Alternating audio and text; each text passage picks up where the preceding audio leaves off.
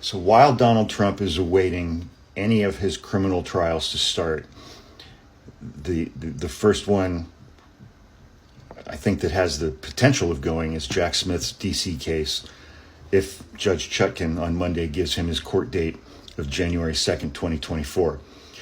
Two of his co-defendants in the Fulton County, Georgia case, who are both unindicted co-conspirators in the DC case, have asked for speedy trials in the Fulton County, Georgia case. And right now, at least one of them, Kenneth Chesebro, is set to go to trial on October 24th. A little more than 2 months before Donald Trump's DC January 6th trial would be starting. And Sidney Powell, released the Kraken, has asked for that same trial date as well, October 24th. So the two of them, I think, necessarily would be tried together. Same case, same facts, same prosecutor. They'd be tried together. And wow, what a great development for Kenneth Chesebro to have your co-defendant at trial be Sidney Powell. I mean, it might as well be Mike Lindell. There's so much in that trial that could so dramatically hurt Donald Trump in his upcoming trial, not the least of which, first of all, is that trial would be televised. Every second of it would be televised. Live television. All of these witnesses coming in and testifying. Donald Trump could be subpoenaed by either side to come to testify during that trial. And because his charges are still pending, it would be an 8-hour day of Fani Willis asking him questions on live television. And in response to every single one of those questions, Donald Trump would be asserting his Fifth Amendment right against self-incrimination and refusing to answer those questions over and over and over and over again. How much of a fighter does he look like when he's doing that to his base? He would look sad and pathetic.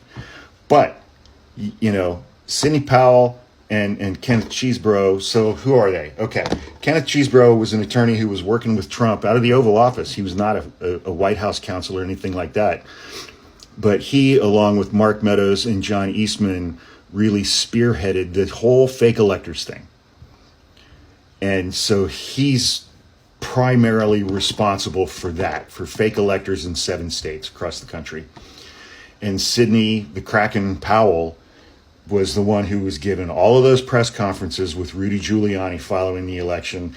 And she was the one who was really, really, really pushing the fraud stories about Dominion voting machines and Smartmatic voting machines, flipping Trump votes to Biden. None of which was true. And in some of her pleadings in response to one of the civil cases that came out of the things that she said about Dominion and Smartmatic, she put in her pleadings that no reasonable person would have believed the things that she was saying following the election. That's going to be evidence in her criminal trial. Yeah, because she was trying to avoid being sanctioned. You know, so, but they're both betting on that Fani Willis won't be ready to go to trial that soon. 2 months from now, less than 2 months from now, less than 60 days. Basically like 8 weeks from Monday. You know, so it's like, so, but what is the evidence that Fani Willis and Jack Smith have? Because they're swapping evidence left and right, I guarantee you. They're trading everything with each other. Kenneth Chesebro, the most like prominent thing that he did was he drafted 3 memos. November 18th, December 6th, and December 9th. On November 18th, he drafted a memo about, you know, the first set of alternate electors for the state of Wisconsin, because Wisconsin, Biden won it by like 11,000 votes or something. So they did have some hope for a recount. And they legitimately were like, okay, well, we should have an alternate slate of electors in place just in case. And that kind of morphed into the December 6th and December 9th memos where he was just like, screw it, we need fake electors in these 7 states, and here's the list of instructions that they need to do, that they need to follow, and the documents that they need to forge, and the little voting ceremony that they need to have in order to formalize all of this stuff. So it went from saying, well, we should really hedge our bets on this, to screw it, let's just do all of this completely illegal stuff. And God love these people, man. They put so many things in writing.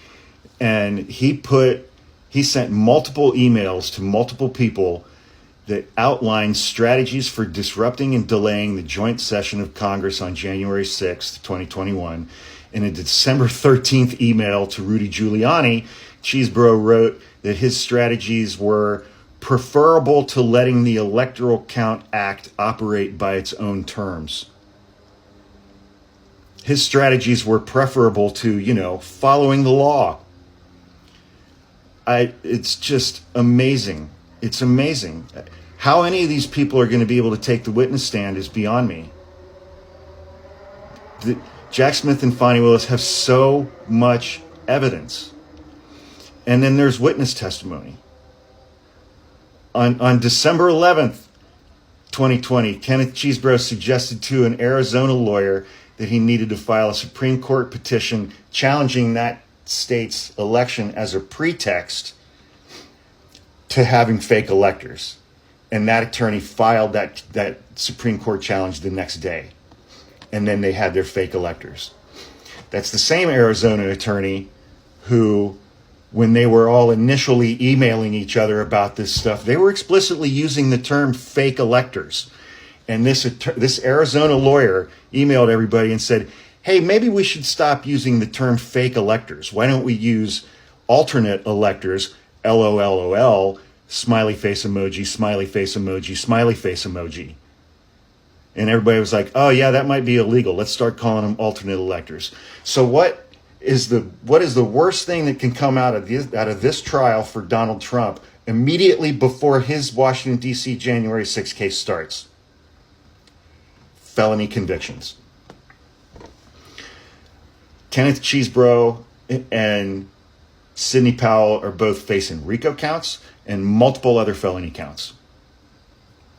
And if they both get convicted in December of 2023, when Trump's trial starts on January 2nd, 2024, and those trials were televised for the entire world to see,